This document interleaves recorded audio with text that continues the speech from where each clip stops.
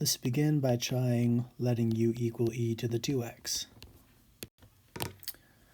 Alright, what about the derivative of u then? Du dx will be equal to e to the 2x times 2. So du is equal to 2e to the 2x dx. So our substitution is taking place in the numerator. What is dx equal to? Solve for dx here. We just have to divide both sides by 2e to the 2x. So dx is equal to du divided by 2e to the 2x. Let's go ahead and make that substitution in the numerator.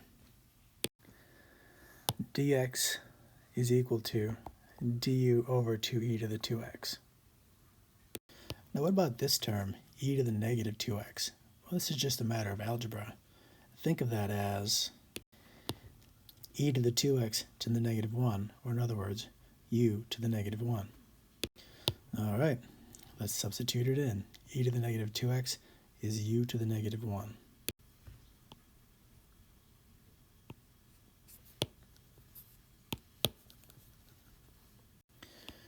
So this denominator can go in the bottom, but 2e to the 2x is really just 2u. So the du over 2u can be written this way. U to the negative 1, we could write this way if we wanted, we don't have to, but now we can distribute.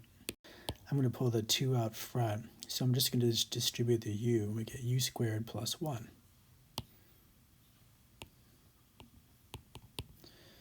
And that's a really nice thing to see because that's the arctangent. Let's go ahead and finish this. All the hard work's been done. We have 1/2 times the arctangent. There will be a coefficient, 1 over a, but a is 1, so there's really nothing there. And the arctangent of u over a, which is just the arctangent of u over 1, or just the arctangent of u, which is e to the 2x.